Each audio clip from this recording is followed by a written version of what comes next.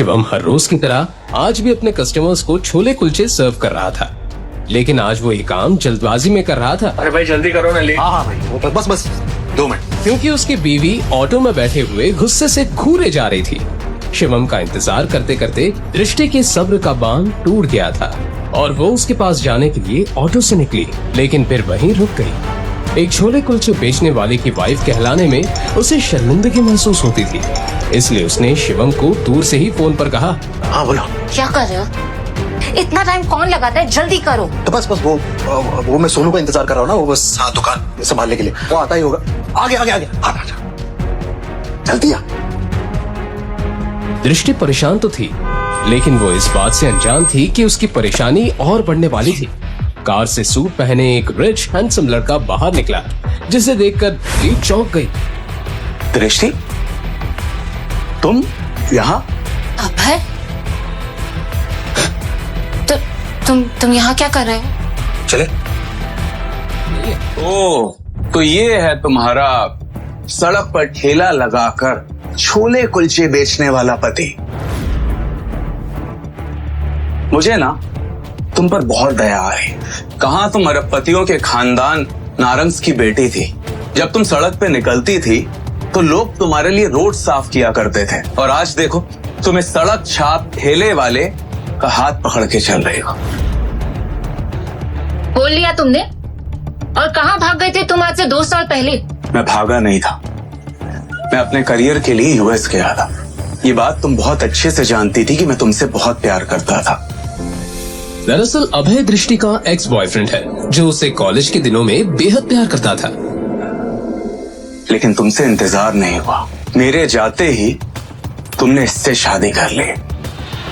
अभय की यूएस जाने के कुछ दिनों बाद उसे पता चला कि दृष्टि ने छोले कुलचे का ठेला चलाने वाले शिवम से शादी कर ली है। उस दिन से दृष्टि के लिए उसका प्यार नफरत में बदल गया। अरे मेरा रिप्लेसमेंट कम से कम मेरे टक्कर का तो देखती है। छोड़ो ये सब। तुमने ये नहीं पूछा कि मैं यहाँ इंडिया में अब क्या कर रहा हूँ? नहीं पूछ, क्योंकि मैं जानना ही नहीं चाहती। तुम्हें जानना चाहिए, क्योंकि मैं ये चाहता हूँ। हाथ छोड़ो मुझे। ये देखकर दृष्टि के साथ खड़े उसके पति शिवम का खून खौल उठा। मेरे बीवी का हाथ छोड़, तू लेकर बात कर। अब तू मुझे बताएगा कि मुझे क्या करना है? तू 2 कौड़ी के ठेले वाला, तुझे पता है मैं कौन हूँ? अभय कपूर। ग्लोबल पैराडाइज का नाम सुना तुम दोनों ने? एशिया की नंबर 1 मल्टीनेशनल कंपनी, मैं उसका एमडी यानी मैनेजिंग डायरेक्टर। क्या हुआ? झटका लगा? सोच रही हो ना कि काश 2 साल और इंतजार कर लिया होता तो इस ठेले वाले के साथ घूमना नहीं पड़ता। बकवास बंद करो अभय। तुम्हें पता भी है इन 2 सालों में मेरे साथ क्या हुआ है? Who cares? मुझे जानना भी नहीं है, और ये मगरमच्छ के आंसू टपकाने का कोई फायदा नहीं। अब ये ठेले वाला ही तुम्हारा पति है और यही तुम्हारी औकात है। जी भरकर दृष्टि को जलील करने के बाद अभय वहां से चला तो क्या, लेकिन उसने दृष्टि के दिल को चोटिल कर दिया था। दृष्टि को इमोशनल देखकर शिवम उसे संभालना चाहता था, लेकिन दृष्टि थी जो उसे करीब भी आने नहीं देती थी। पर आज शिवम के मन को एक बात खाए जा रही थी। दृष्टि, क्या तुम आज भी वैसे प्यार करती? आज तो तुमने पूछ लिया, मगर अगली बार अपनी औकात में रहकर मुझसे कोई सवाल पूछना। मैं तुम्हें सिर्फ और सिर्फ अपने दादाजी की वजह से झेल रही हूँ। अगर मेरे हाथ में होता ना तो 1 मिनट में तुम्हें अपनी जिंदगी से निकालकर बाहर फेंक देती। चुप हो जाओ, एक शब्द मत निकालना अपनी जुबान से। तुम्हारी वजह से मेरी ये हालत है कि मैं 1-1 रुपए के लिए तरस रही हूँ, वरना नारंग मेंशन में क्या क्या ऐशो आराम नहीं थे मेरे लिए।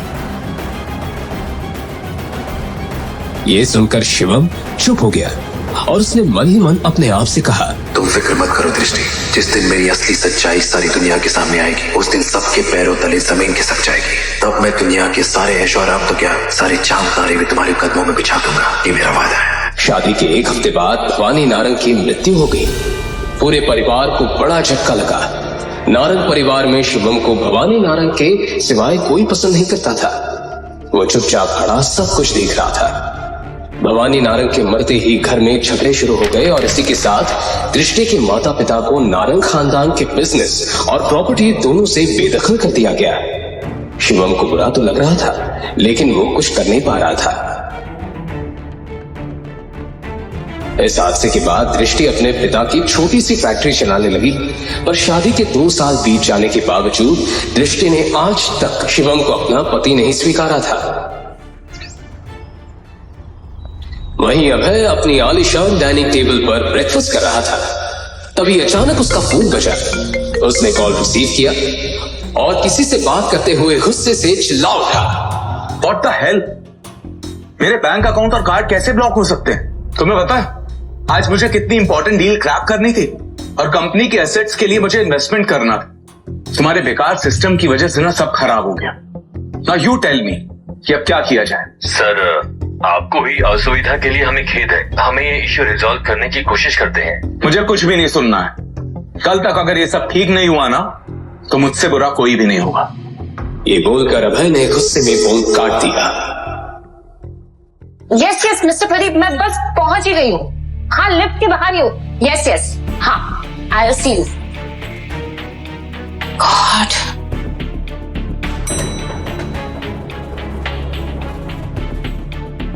ऋषि तुम इतनी सुबह सुबह मेरी सोसाइटी में? कहीं पुरानी मोहब्बत फिर से जिंदा तो नहीं हो गई? बकवास बंद करो। मैं यहाँ अपने काम के सिलसिले में किसी से मिलने आई, और तुम्हें इससे क्या मतलब? मुझे तुम्हारे मुंह नहीं लगना, प्लीज। अब इतना गुस्सा किस काम का? अब आई गई हो तो ऊपर चलो और खुद अपनी आंखों से देखो कि तुमने क्या खोया है। मुझे छोड़ के मुझे नहीं देखना। अरे चलो दृष्टि, मैं तुम्हें अपना आलीशान फ्लैट दिखाता हूँ। चलो चलो चलो। क्या? अरे नहीं देखना। मिस्टर अभय,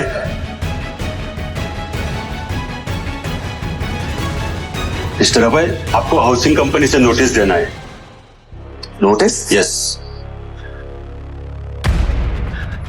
जैसे ही अभय ने वो नोटिस खोलकर पढ़ा, उसके होश उड़ गए। व्हाट? आज की आज मुझे फ्लैट खाली करना होगा? नहीं नहीं नहीं, ऐसा नहीं हो सकता। जरूर ये कोई फॉल्स नोटिस है। मुझे अभी ऑफिस जाके पता करना होगा। कहीं नजर तो नहीं लग गई तुम्हारे फ्लैट को मेरी?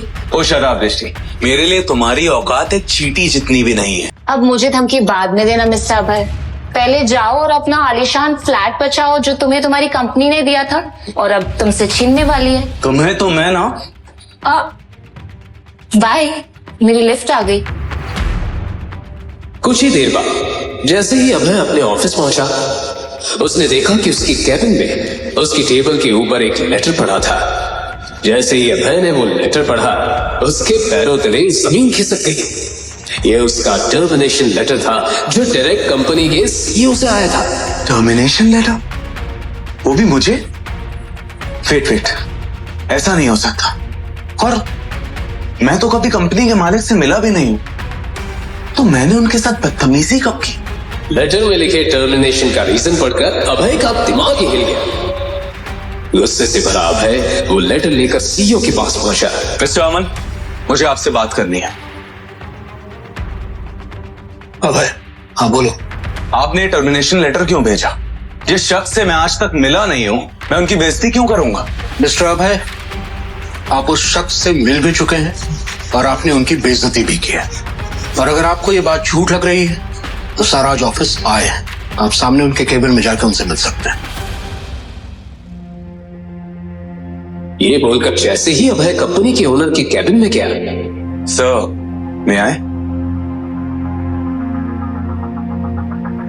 सर, मेरा नाम अभय है। मैं आपकी कंपनी का मैनेजिंग डायरेक्टर हूं।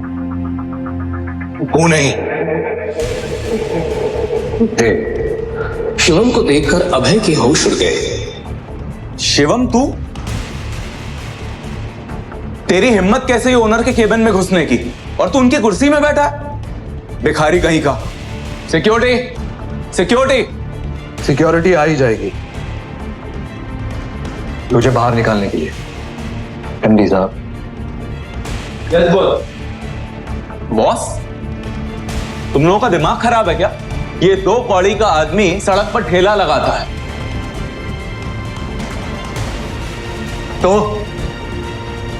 ठेला लगाता भी हूं और इस ऑफिस को चलाता भी हूं, और इन दोनों के लिए टैलेंट चाहिए जो तुझ में नहीं। सिक्योरिटी, इसे बाहर निकालो और आज के बाद ऑफिस के आसपास दिखाई नहीं देना चाहिए ये। Get out. Sir sir sir sir sir please मुझे माफ कर दीजिए सर, प्लीज एक मिनट प्लीज सर प्लीज मुझे माफ कर दीजिए, मुझसे बहुत बड़ी गलती हो गई, मुझे नहीं पता था आप कौन है सर। सर प्लीज मुझे माफ कर दीजिए, मैं आपके पैर पड़ता हूं सर। सर प्लीज मुझे माफ कर दीजिए।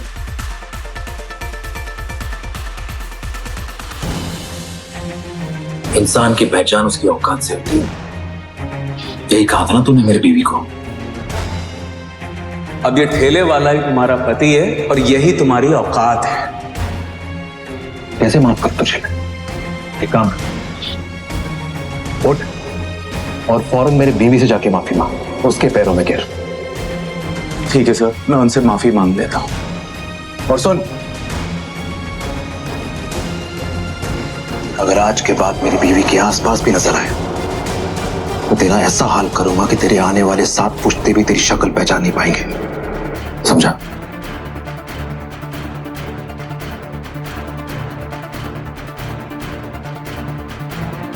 और हाँ, एक और बात,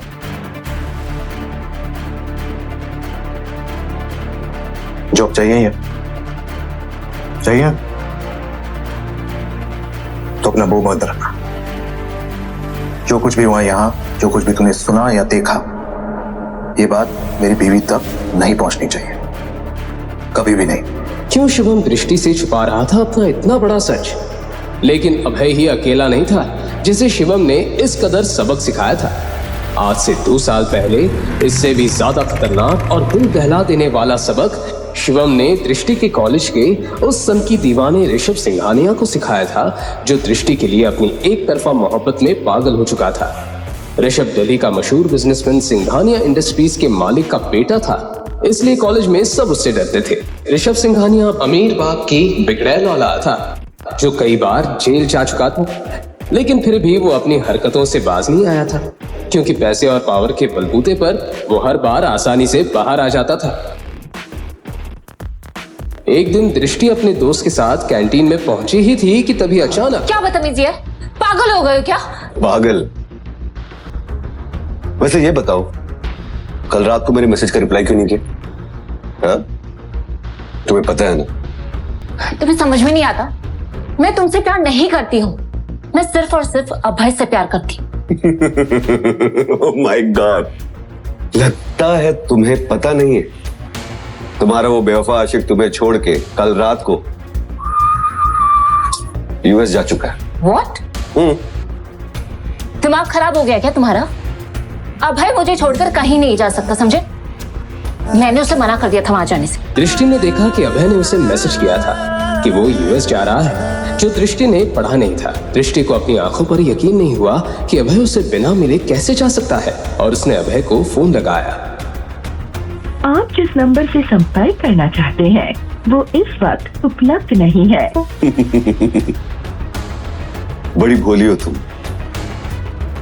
जाने मन बहुत बड़ी गलतफहमी हो गई है तुम्हें। जिस अभय की तुम गुणगान गा रही हो ना, वो तुम्हें दूध में पड़ी मक्खी के तरह निकाल कर यूएस जा चुका है। अरे उसे भी सक्सेस चाहिए था लाइफ में, बहुत सारा पैसा चाहिए था उसे। कब तक तुम्हारे साथ टाइम पास करता? उस गरीब की फूटी किस्मत में किसी की निगाह पड़ी होगी और बहुत बड़ा मौका दे दिया होगा तो गया। ऋषभ की बातें दृष्टि को तीर की तरह चुभ रही थी। खैर छोड़ो, मैं तुमसे आज ही शादी करने को तैयार हूं। दृष्टि ने उसे एक जोर से थप्पड़ जड़ दिया। कैंटीन के सभी लोगों के सामने ऋषभ की पहली बार इतनी बेइज्जती हुई थी। मैं तुमसे प्यार नहीं करती, और खबरदार जो मुझे छूने की कोशिश भी की ना तो। बहुत अकड़ है ना तुझमें, दृष्टि नारंग। मैं तेरा वो हाल करूंगा ना कि तू अपना ये खूबसूरत शक्ल किसी को दिखाने के लायक नहीं रहेगी। ये चाटा जो तूने मुझे मारा है, इसकी बहुत भारी कीमत चुकानी पड़ेगी। और तेरी ये अकड़ अपने जूते के नीचे कुचल ना दी ना मैंने, तो मेरा भी नाम ऋषभ सिंघानिया नहीं।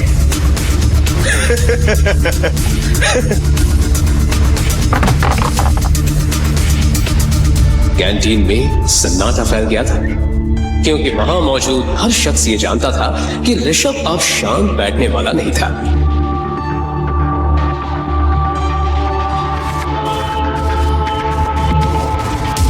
आखिर ऐसा क्या करने वाला था ऋषभ? क्या ऋषभ दृष्टि के खिलाफ कोई षड्यंत्र रचने वाला था? उसी रात जहां पूरा शहर सुकून की नींद में डूबा हुआ था, वहीं आज रात दृष्टि की जिंदगी में एक बहुत बड़ा तूफान आने को तैयार था। आधी रात हो चुकी थी जब उसकी एक दोस्त का कॉल आया। हेलो दृष्टि, तूने वो कॉलेज का व्हाट्सएप ग्रुप चेक किया? क्या यार, इतनी रात को कॉलेज ग्रुप कौन चेक करता है? तुझे क्या हुआ? तू इतनी घबराई हुई क्यों साउंड कर रही है? तू बस जल्दी से जल्दी ग्रुप चेक कर अभी। क्या हुआ यार?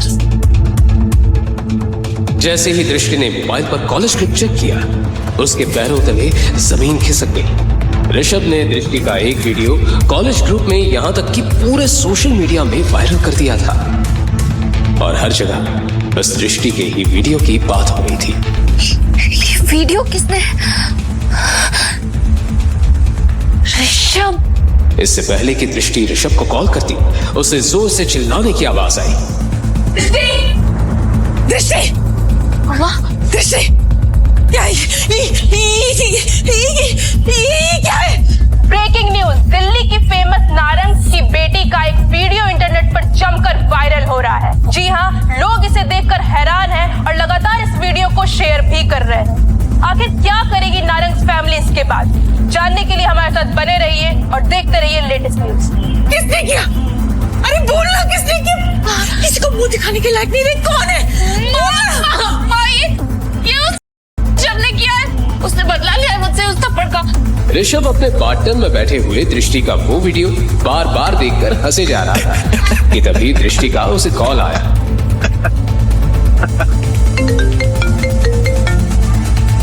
ऋषभ, तुमने क्या किया ये कॉलेज ग्रुप पे? तो तुम्हें देख लिया।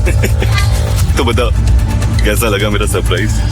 फाइनली तुम्हारा कॉल आ ही गया। पता है कितनी बेताबी से मैं तुम्हारा इस कॉल का इंतजार करता था। मुझे यकीन था कि मेरी दृष्टि मुझे जरूर फोन करेगी, मगर नहीं, तुम्हें तो मेरी कदर ही नहीं। अब इश्क का जुनून हद से बढ़ चुका है माय डार्लिंग। Shut up! तुम ये सब कैसे कर सकते हो? मैं ऋषभ सिंघानिया, मैं वो सब कुछ कर सकता हूँ जो तुम कभी सोच भी नहीं सकती।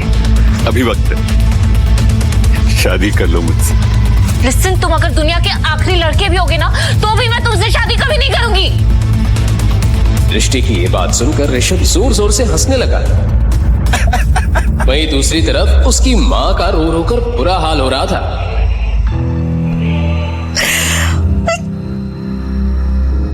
किसी को मुंह दिखाने के लायक नहीं रहे हम लोग। 30 सालों की इज्जत सब मिट्टी में मिल गई।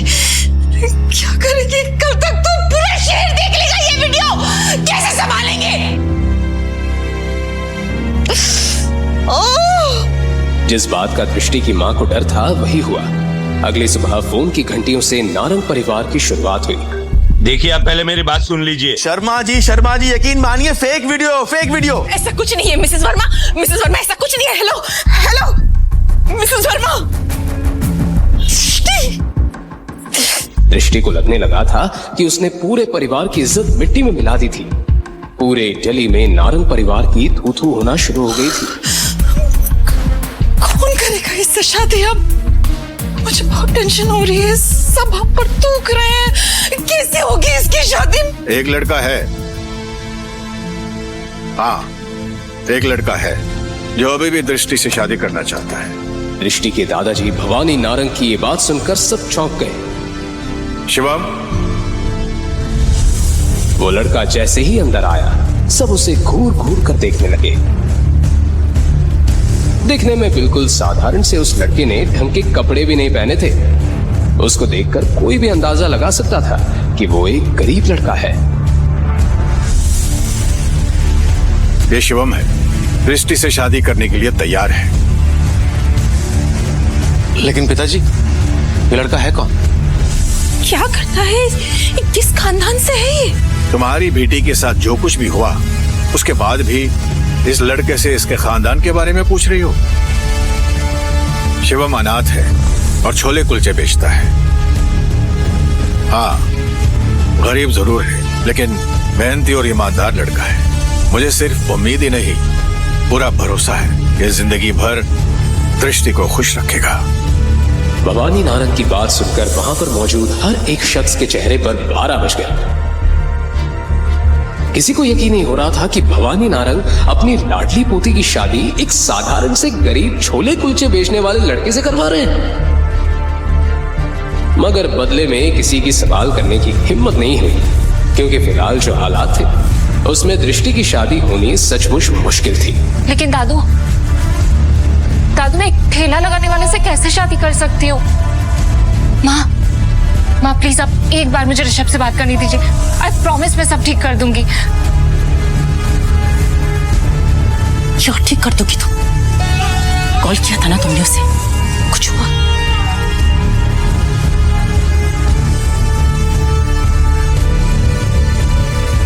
दृष्टि, अब इस लड़के से शादी करने के अलावा तुम्हारे पास और कोई दूसरा ऑप्शन नहीं है। इन्हीं मजबूरियों के बीच नारंग परिवार ने अपनी बेटी की शादी आखिर एक गरीब लड़के से करा दी और दृष्टि को ना चाहते हुए भी शिवम को अपना पति बनाना पड़ा। वहीं शादी की रात जब दृष्टि अपने कमरे में थी तभी शिवम अचानक कमरे में आया और उसने देखा कि दृष्टि बहुत परेशान थी। क्या हुआ दृष्टि? तुम परेशान लग रही हो? देखो, मुझे तुमसे कोई बात नहीं करनी।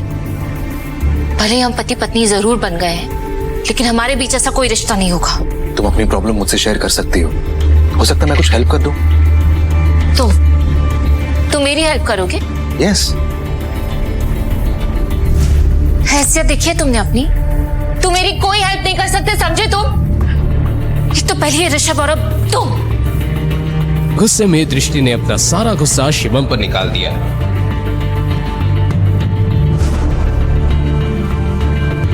शिवम ने फोन उठाकर देखा तो वो हैरान हो गया, क्योंकि पूरे इंटरनेट में अभी भी दृष्टि का वो वीडियो वायरल हो रहा था। फिर उसके बाद जो हुआ वो कोई सोच भी नहीं सकता।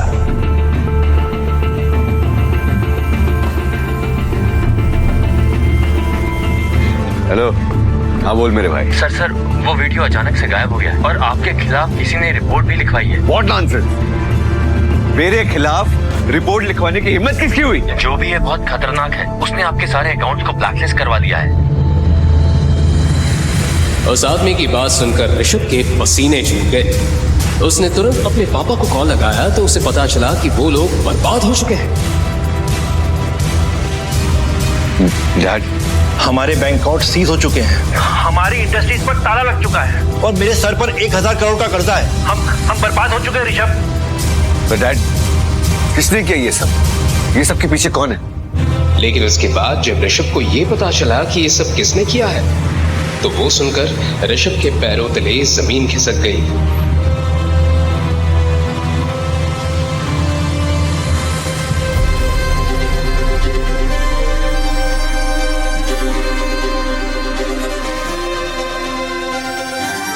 वहीं दूसरी तरफ दृष्टि ने जैसे ही अपना फोन उठाकर देखा तो उसे पता चला कि उसका वायरल वीडियो पूरे इंटरनेट से गायब हो चुका है। लेकिन ये सब किया किसने? इससे पहले कि दृष्टि इस बात का पता लगाने की कोशिश करती, अचानक डोरबेल बजी। उसने दरवाजा खोलकर देखा तो सामने ऋषभ खड़ा था। ऋषभ, तुम यहाँ क्या कर रहे हो? देखो, अब और तमाशा क्रिएट करने की कोई जरूरत नहीं है। तुम पहले ही मेरी जिंदगी में तमाशा क्रिएट कर चुके हो और अगर यहाँ किसी ने तुम्हें देख लिया ना तो प्लीज। आई एम सॉरी दृष्टि, आई एम सॉरी। मुझे नहीं पता था कि वो लड़का इतना पावरफुल है। मैं तुम्हारे सामने हाथ जोड़ के माफी मांगता हूँ। प्लीज मुझे माफ कर दो। तुम क्या बोल रहे हो? मुझे कुछ समझ में नहीं आ रहा। तुम्हारा वाला वीडियो ना इंटरनेट से हट गया, लेकिन साथ ही साथ मैं भी बर्बाद हो गई। मेरी पूरी की पूरी फैमिली सड़क पे आ गई है। ये जिसने भी किया ना ये सब, वो तुम्हारे घर में। हमारे घर में? हमारे घर में ऐसा कौन हो सकता है? देखो, अब तुम कोई नया ड्रामा क्रिएट करने की कोशिश मत करो। मैं कोई ड्रामा नहीं कर रहा हूँ, मैं सच कह रहा हूँ। और ये सब कुछ करने वाला कोई और नहीं, तुम्हारा पति है। उसने रातों रात तुम्हारा वीडियो इंटरनेट से गायब करवा दिया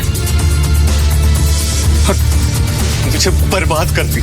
ये सुनकर दृष्टि की आंखें फटी की फटी रह गई। उसे यकीन नहीं आ रहा था कि एक मामूली सा दिखने वाला लड़का इतना सब कुछ कैसे कर सकता है। इसलिए वो गुस्से में ऋषभ से बोली, ये क्या बकवास कर रहे हो तुम? शिवम ये सब कैसे कर सकता है? मैं सच कह रहा हूं, मेरा यकीन मानो, ये सब कुछ उसी ने किया।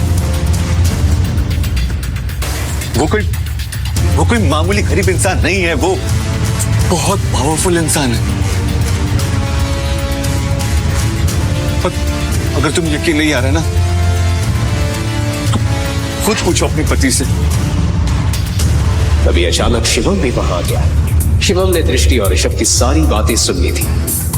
दृष्टि ने शिवम से पूछा, शिवम, ये ऋषभ क्या बकवास कर रहा है? तुम ये सब कैसे कर सकते हो?